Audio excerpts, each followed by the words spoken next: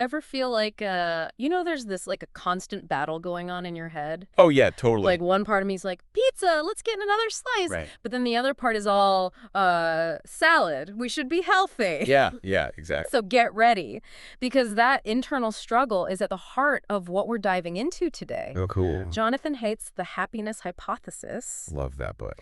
And you've sent over a ton of material on this. Yeah, Debbie. Articles, podcasts, an audiobook excerpt even. So nice. And we're going to help you extract all that happiness wisdom from it. So Haidt dives into some pretty big questions. He does. What is happiness, really? Can we actually change our happiness level? Like, how much control do we really have? Yeah. And how do love work? Even this thing he calls the third dimension, right? How do all those fit in? Totally. Okay, so let's unpack this divided self thing, because it's got me super intrigued. Yeah, it's a good one. It's like Haidt's saying we're not always fully in control of our own happiness. Yeah. Which honestly is kind of freaky, but also, like, I get it. Makes sense. So he uses this metaphor of a rider and an elephant to explain it. The rider's like our conscious reasoning. Yeah, the part that's like, I should eat a salad. Right. Makes plans, sets goals. Exactly. But the elephant, yeah. That's our emotions, right? Our automatic self. Yes. More powerful for sure. Way more powerful, driven by instant gratification. Totally. Like, give me that pizza. Exactly. So if I'm craving like a whole bag of chips, that's my elephant, just like trumpeting its demands. Food. Now. No. And my poor little rider is there like, but the celery sticks, remember? Yeah. You got to be healthy. Exactly. Right. And he doesn't just use metaphors. He doesn't. He backs this up with research. Yeah. He talks about these experiments where people were exposed to words. Oh, yeah. Subliminally. So, like, flashed on a screen too fast to register? Right. Like, you don't even know you saw it. Exactly. Yeah. That's crazy. It is pretty wild. Like the supposed weight loss tapes from the 80s. Yeah, kind of like that, but like way more legit science. Okay, so more rigorous. Yeah. So, like, give me an example. So, like, some people saw words like related to rudeness. Okay. And others saw words like politeness. You know? Okay. And then later, the people who saw rude words were more likely to interrupt. Oh, wow. Like a conversation. Seriously? Yeah. Even though they had no memory of those words. That's crazy. Isn't that wild? So even if I'm like trying to be polite, right, my subconscious elephant exactly gonna be like, gonna be rude. Gotta interrupt. That's fascinating, but also kind of scary. It is a little bit, yeah. So our elephants then, they have this negativity bias. They do. They're wired to focus on like threats, danger, all the negative stuff, right, like an evolutionary leftover to survive. Yeah, makes sense. But nowadays, that negativity bias makes it harder to be happy. So we're basically walking around with these emotionally charged elephants. Pretty much. Who are just like ready to freak out over anything. Exactly. No wonder happiness is hard. Yeah, it's tough. So can we like retrain our elephants then? Well, that's where things get really interesting. Okay. Haidt brings in Stoic philosophy. Okay. Especially Marcus Aurelius. Okay, yeah. Who said life itself is but what you deem it. Whoa. Right. That's powerful. So our interpretations shape our reality. So if we change our thinking, we can change our experience. Exactly. Powerful stuff. It is. But then does that mean we're responsible for our unhappiness? That's a great question. Like, where's the line between taking ownership and accepting what we can't control? Right, it's a tough one. Yeah. Haidt uses this story of Boethius, okay, this Roman philosopher, imprisoned facing execution. Oh, wow. And he's visited by Lady Philosophy. Okay. Who helps him reframe his situation. So he finds contentment in prison. Yeah, pretty much. That reminds me of cognitive therapy. Yeah, totally. Like challenging your negative thoughts. Exactly. But Haidt says those aha moments can be fleeting. They can. Willpower isn't always enough to change. Yeah, those deep patterns are hard to change. Our elephants are stubborn. They are. Like, nope, back to worrying. Back to the familiar, even if it's not happy. Even if it's making us unhappy. Exactly. Wow, okay, so even if we have these epiphanies, our elephant might just be like, right back to the same old habits. Back to stressing about that weird mole. Exactly. And to make things even more complicated, he talks about this research. Oh, no. On own name preference. What is that? This unconscious bias where people are drawn to things that resemble their own names. Really? Yeah. Like how? Like they might choose to live in cities that sound like their name. Wait, so someone named Georgia would be more likely to move to Georgia? Yeah, something like that. That sounds kind of far-fetched. I know. It's wild. Real. The research is pretty compelling. Huh? And it even shows up in big life decisions. Seriously? Like careers where we live, even who we marry. No way. Yeah, so even when we think we're making rational choices, Right. our unconscious might be running the show. So much for free will. Right.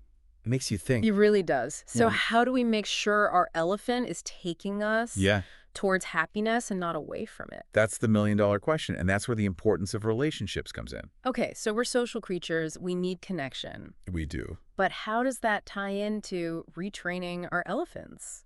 To get that, we need to look at how some older schools of thought got love totally wrong, Oh, okay, like what?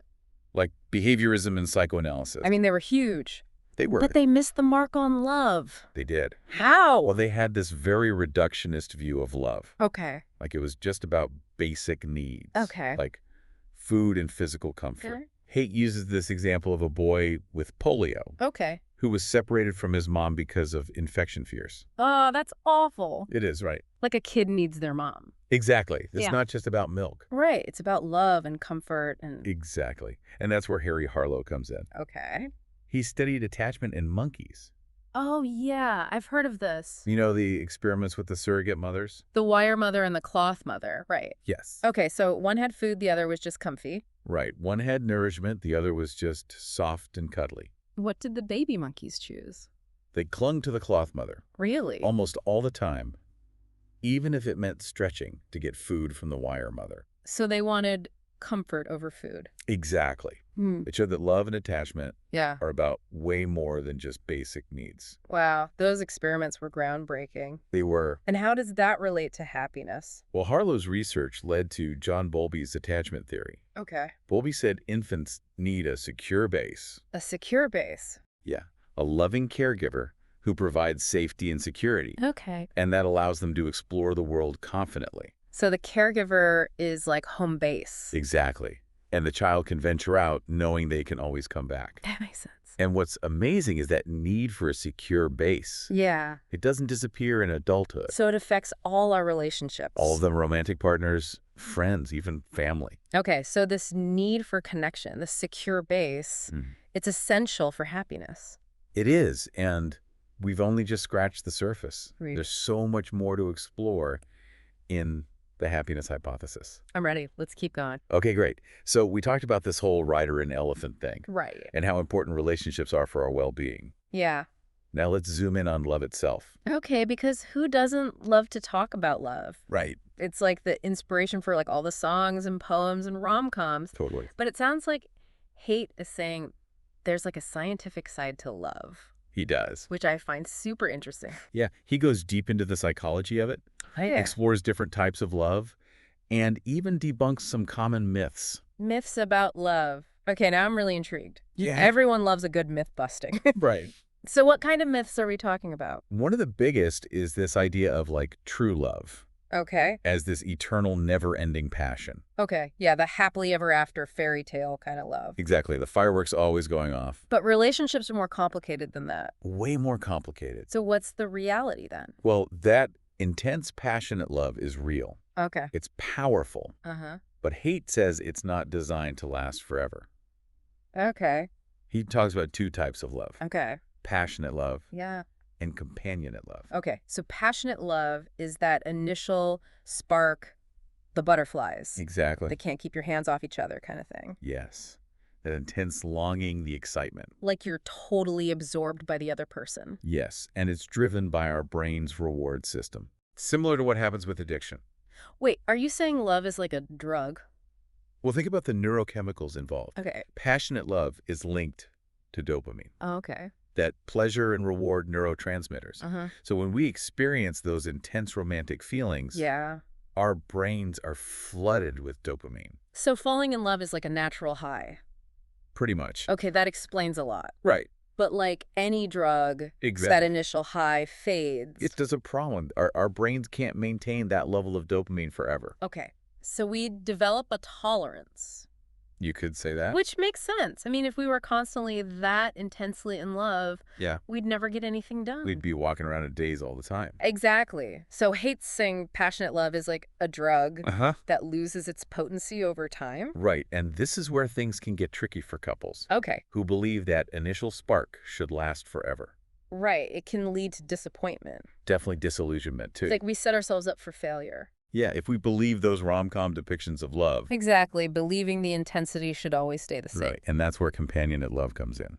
Okay. So if passionate love is the fireworks, what's companionate love like? Think of it as the deep, enduring bond that sustains long-term relationships. Okay. It's built on trust, intimacy, mutual respect, a shared sense of commitment. So it's less about the highs and more about a steady warmth. Exactly, like a cozy fireplace on a cold night. I love that analogy. Yeah. Passionate love is the bonfire, bright but fleeting. Okay. Companionate love is the fireplace, warmth and security over the long haul. Okay, so is he saying passionate love always fades? And then we're just left with companionate love? It's not that one replaces the other. Okay. It's more about understanding they both play different roles. Okay. That initial passionate love is powerful, but it's not meant to be permanent. Okay. But companionate love that can grow and deepen over time. So ideally, a healthy long-term relationship has both. It's exactly a blend of both passionate and companionate love. So Hate's debunking the myth that passion should last forever. He's offering a more realistic view of long-term relationships. Okay, that makes sense. And this brings us to another key element of happiness. Yeah. Finding meaning and purpose in our lives. Okay, so we've got love, connection, and now purpose. Yeah. This is starting to sound like a good recipe. It is. And for many people, that sense of purpose comes from their work. Oh, work. Okay. I'm ready for a fresh perspective on that one because work doesn't always bring up the most joyful feelings. I know what you mean. Especially on a Monday morning. Right. But Haidt has some interesting insights here. Okay. I'm listening. He talks about this thing called effectance motivation. Effectance motivation. Yeah, it's our innate drive to be competent and have a positive impact. Okay. Think about that feeling of satisfaction when you master a new skill. Oh, yeah. Or finish a challenging project. I did that feeling. Exactly. That's effectance motivation. And Haidt says work, when approached the right way, can be a huge source of that satisfaction. Okay. Interesting. He breaks down how people view their work into 3 categories. Okay. Job, career, and calling. Okay. So job is just about the paycheck. Pretty much, it's what you do to pay the bills. Right. Not necessarily something you're passionate about. Exactly. You might be counting down the hours till the weekend. Okay. Then there's career. Yes. Which is more about moving up the ladder. Right. Ambition, getting that promotion, maybe the corner office. It's about achieving a certain status. It can be fulfilling for some. Yeah. But also lead to a lot of pressure and striving. Okay. And then calling. Yeah. That sounds almost spiritual. It does. Like finding work that aligns with your soul's purpose. You're on the right track. It's about finding work that's intrinsically rewarding. Okay. Aligning your work with your values and passions. Feeling like you're contributing to something bigger. Exactly. It's not just what you do, but why you do it. And it sounds like any job could become a calling. It can, if you approach it with the right mindset. Okay. Haidt gives this example of hospital janitors. Okay. They didn't see themselves as just cleaners. Yeah? They saw themselves as part of a team responsible for healing and caring for patients. That's a great example. Right. They shifted their perspective and found meaning. Exactly. It's about using our strengths, experiencing competence, and connecting our work to a larger purpose. So it's not about finding the perfect job, Right. but about finding the right way to approach our work. Exactly. And this brings us to the last dimension Haidt explores, Okay. the third dimension of human experience. The third dimension. Now I'm picturing 3D glasses. Okay, well, think of it this way. Okay. The third dimension refers to experiences that go beyond our everyday concerns. Okay. It's about tapping into awe transcendence, a feeling of connection to something bigger. Okay, so like standing on a mountaintop, Exactly. looking at a vast landscape. Yes, or gazing up at a star-filled night sky. That feeling of wonder, being humbled by something greater than yourself. Almost a spiritual experience. Even if you're not religious. Exactly. Yeah. Haidt points out this feeling of awe is often associated with nature, Okay. like Darwin's experience in the rainforest. Okay, yeah. But it can also be evoked through art, music, even acts of kindness. So even if I'm not religious, I can still tap into this. Absolutely. It's about connecting to something bigger than yourself. Okay. Whether it's through nature, art, music, or even service to others. This is all so fascinating. It is. So Haid's saying happiness isn't just about fleeting pleasures Yeah. or achievements. It's about living a meaningful life connected to something larger. Exactly. It involves a balance of internal and external factors. Okay. Understanding our minds, nurturing relationships, finding purpose in our work. And tapping into that third dimension? Yes, it's about taking a holistic approach to well-being. Okay, my elephant is a little overwhelmed trying to process all this. That's understandable. We've covered a lot. Don't worry, in the final part of our deep dive, Okay. we'll talk about what all this means for you and how to apply it to your life. Okay, I'm ready for that. Great.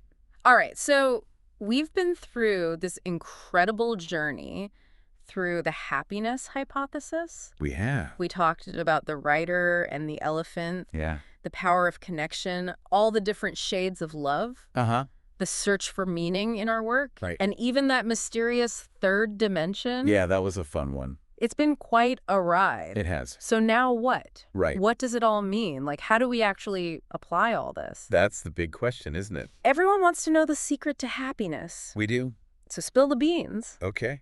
Is there a magic formula Haid gives us? Well, if you're looking for a quick fix, Uh-huh. you might be a little disappointed. Okay. Haidt offers something much deeper, Okay. more empowering. I think Okay. he's not giving us a recipe. Yeah. He's giving us a framework for understanding how it all works. Okay, so it's more about creating the conditions for happiness to thrive. Exactly. Like tending a garden. I love that analogy. You can't just plant a seed and expect it to grow without sunlight and water. Right. You got to nurture it. Exactly. So how do we nurture our happiness garden then? Well, a big part is understanding our own rider and elephant dynamic. Okay. Think about your strengths, your values, but also those automatic tendencies. The things that might be holding us back. Exactly. You can't ignore the elephant Right. or force it to go where you want. It's going to rebel. It will. You got to work with it, understand its motivations. So how do we do that? Well, remember the negativity bias. Mm-hmm. First step is just becoming aware of it. Okay. Notice when your inner critic takes over, Yeah. when fear and worry start to spiral. Okay. Don't judge yourself. Right. Just notice it's happening. So being mindful of our emotions, not Right. getting swept away by them. Right. And then what? Once you start recognizing those patterns, you can gently nudge your elephant in a more positive direction. Okay, how? Remember all the things we talked about. Mm. Cultivating strong relationships, finding meaningful work, Right. doing things that foster a sense of flow, Right. taking care of our physical well-being. It's all connected, isn't it? It is. It's a holistic approach. Mind, body, and spirit. Exactly. Not about perfection, but about making small, consistent choices. Yeah, choices that support your well-being. And it's a journey, not a destination. Absolutely. There will be ups and downs, There will. but by tending to our happiness garden, Hmm? we can create a more meaningful and joyful life. Exactly. And there's something Haidt says towards the end that really struck me. Okay, what's that? He talks about how both science and religion Oh, yeah. can offer valuable insights into human nature, I thought that was fascinating, too. even though they often seem at odds. Right, they're coming at it from different angles. But maybe both have something to teach us about happiness. Exactly. He's not saying we all need to become religious, Right. but being open to different perspectives on spirituality, meaning, and purpose Yeah. can enrich our understanding of what it means to live a good life. I'm not religious, but that resonated with me. Annie, too? It's about being open to different ways of knowing and experiencing the world, Exactly. even if they challenge our beliefs. Right. Maybe that open-mindedness is key to tapping into that sense of awe, I think you're right. that connection to something bigger than ourselves. It's about expanding our horizons, Yeah, recognizing that happiness isn't just about us. right. It's about our connection to something larger. Something that gives our lives meaning. Exactly. So after this deep dive into the happiness hypothesis, Yeah. I think the biggest takeaway is that happiness isn't a simple equation. No. It's a complex journey It is. of self-discovery, connection, and growth. Well said. It's about understanding ourselves, nurturing our relationships, finding work that resonates with us, and maybe even exploring those things that science can't fully explain. I like that. It's been amazing exploring all this with you, It has. and I hope our listeners feel inspired to start their own happiness journeys. Me too. Thanks for joining us today on The Deep Dive. We'll be back next time with another fascinating topic to unpack. Until then, keep exploring and keep diving deep.